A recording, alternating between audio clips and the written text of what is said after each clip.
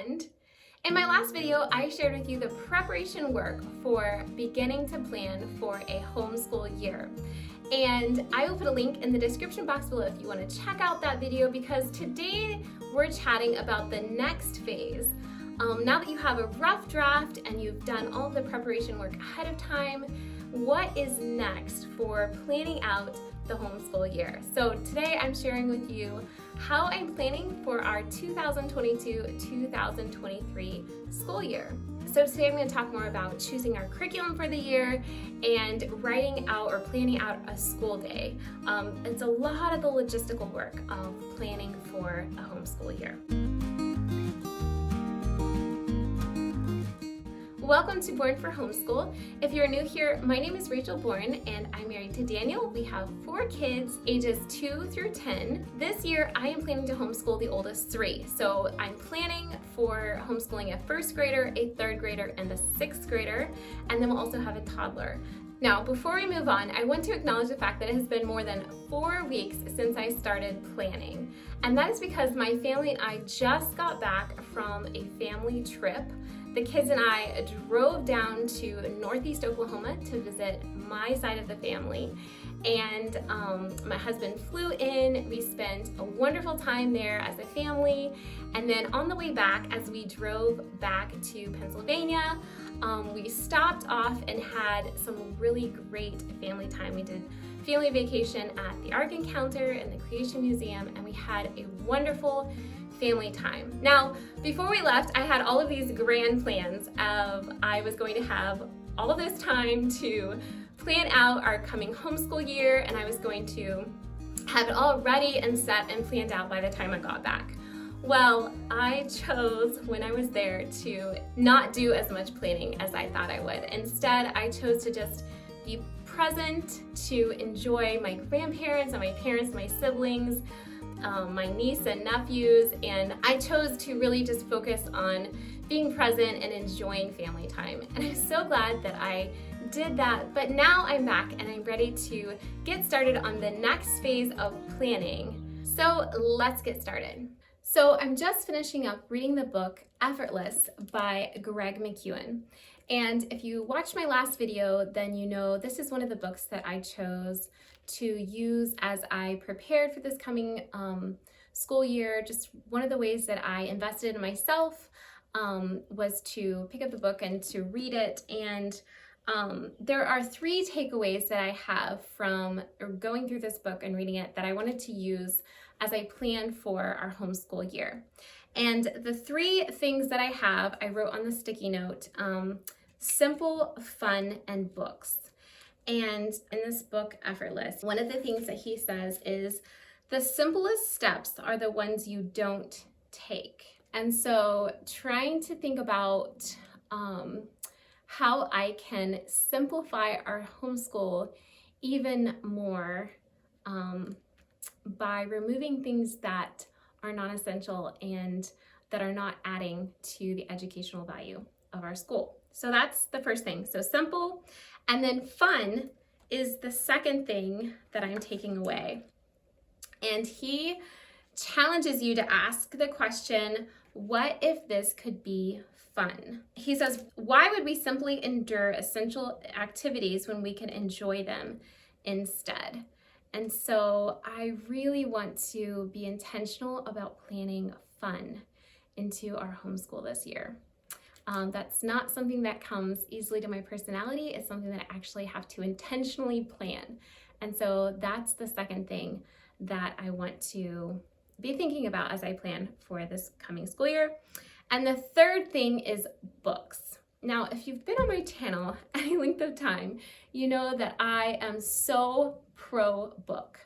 And so this definitely strikes close to my heart, but he says, reading a book is among the most high leverage activities on earth. And then one of the ideas that he has for not just reading books, but actually getting the most out of reading them, he says, distill to understand.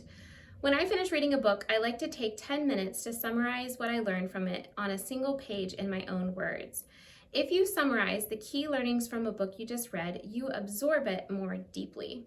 And so I'm really thinking about how I can simplify, add fun, and add more books into our homeschool for this year. So those are the 3 takeaways. I wrote them on this sticky note because I really wanted to keep these things in mind as I planned out our homeschool year. So now that I have our mission and goals and all of the thoughts and ideas for the subjects for this year and who's going to do what, then I take a little bit of time to write out some dates for the coming year, just what the weeks look like and where holidays fall, and I keep that handy. And then I spread all of the ideas and plans and my mission and goals out in front of me. And I also this year have my sticky note to remind me to keep things simple, fun, and to make sure to include lots of books. And then I begin planning out our homeschool day. And I start this by deciding, what do I want our homeschool to feel like for this year? What do I want it to look like for us for this coming year? And this year I've decided that I want us to start the day with time together. And then I want there to be a block of time where we are doing things separately or independently. And then I want us to, at the end of the school day, to come back together and to finish up some other subjects together and kind of end our day all together on the same note. And so that is how I began this planning process of, okay, so my time together in the morning, what do I want that to look like? So this year, I have decided that I want to start our homeschool with scripture and a song. And whether that's just reading a psalm or proverb and then singing a hymn or a song, I just want it to be a simple way to start with the right focus. And then I had this really great idea I'm really excited about, this called something I'm calling Introduction to Beauty. And rather than like a morning meeting or something like that, a morning basket, I have named it Introduction to Beauty. And this year I'm planning to do poetry during this time, art appreciation, music, civics, our Torchlighters Bible study, and then our read aloud, our family read aloud for the morning. And so in this Introduction to Beauty, we're going to go through those things. And then I want us to all go out for a walk. This current school year, we have begun to do some walks in the morning. And not every day, but a lot of days before school gets started, after breakfast, we all go out on a walk. And it's just this neighborhood half-a-mile loop, and it has been wonderful.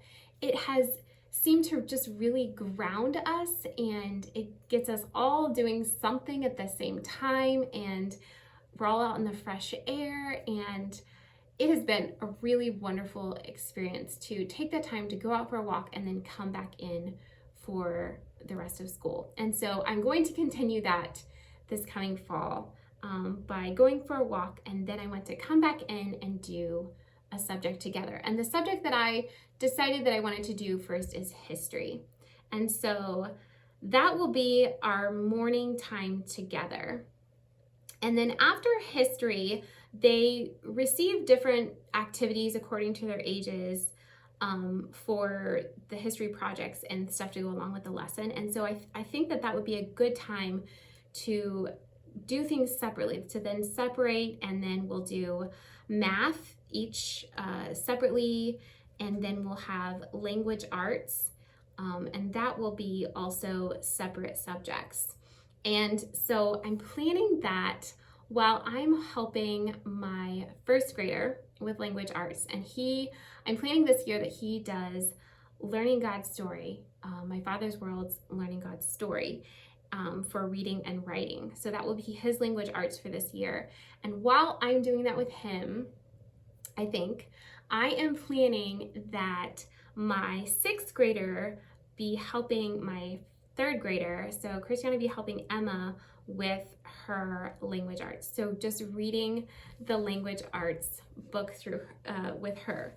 And I'm excited about this for two reasons. One, because it's been 2 years since my oldest has done this level, or I guess 2.5, 3 years since my oldest has done this level of language arts. And so I think it will be a really good refresher for her.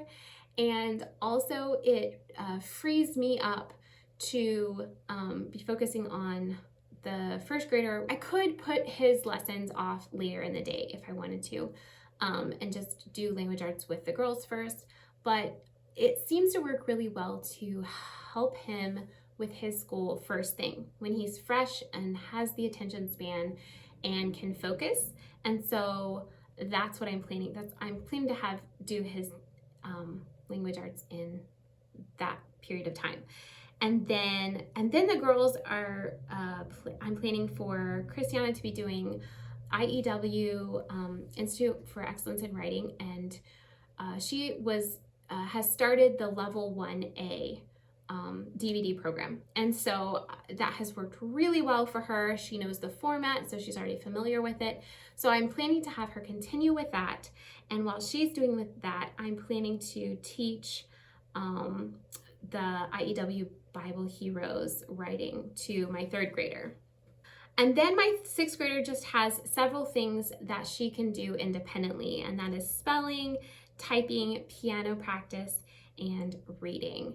And so those are the things that she will be working on separately and independently. And then my 3rd grader, I'm also planning for her to be doing some piano practicing because I'm planning to start her with piano lessons this fall. And then she also will have spelling and reading. And I'm not sure if the reading will probably be with me for that dedicated portion of time, but I might also assign her some reading to siblings.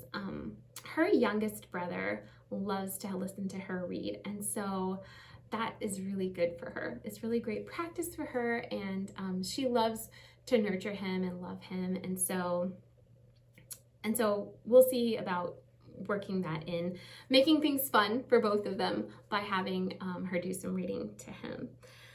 So that will be the end of our separate independent subjects. And then I'm planning for us to come back together probably at a set time, because I mean, these independent projects could drag out, or they could also be really short. You know, your work expands to fill the time allotted to it. So we're probably gonna have a set time that we come back in together and do science, and then have a final loop subject. And one of the things I'm really excited about this coming year is a unit study about horses.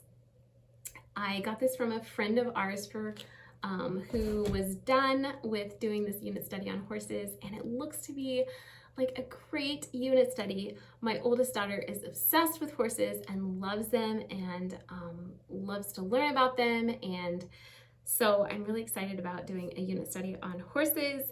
And I don't know if I will put together, kind of use this as a basis for putting together my own unit study. I did a video where I showed you how I build my own unit study, and if you're interested in that, I'll put a link in the description box below. But I think I will either use this unit study probably just as is, or maybe supplement a few things. We'll see. We'll keep you posted on how that goes. But so we'll come back in for after science, our final subject together, and then we will be done for the day. And by being done for the day, if there's other independent work or separate work that didn't get finished before science, they will have time to work on it then. So that is how I have worked through our school day. And I just look through and say, okay, so I have all these ideas for writing, but when do I want my child to spend time doing handwriting? And if we're already doing writing at this time with this curriculum, does it make sense to have a separate curriculum where we're doing handwriting? And if so, when will that happen? And if not, then do I want to put extra emphasis on handwriting while we're doing writing or while we're doing spelling? So thinking through all of these grand plans and schemes and thoughts, how can I keep things simple? And are there ways that I can take the things that I'm planning to do anyway, poetry, art, music, civics, and make it fun, like doing an introduction to beauty morning time? And then are there ways that I can easily teach subjects that I want to be teaching, that we can easily cover things, character building and subjects that I want to be learning through books? And how am I going to implement that? And so we are again continuing through our civics. This year we're going to do manners. I'm looking into volunteer opportunities, and I want to do some study on government and how that works. So so we're going to see how we can do those things through books and lean heavily on that for learning.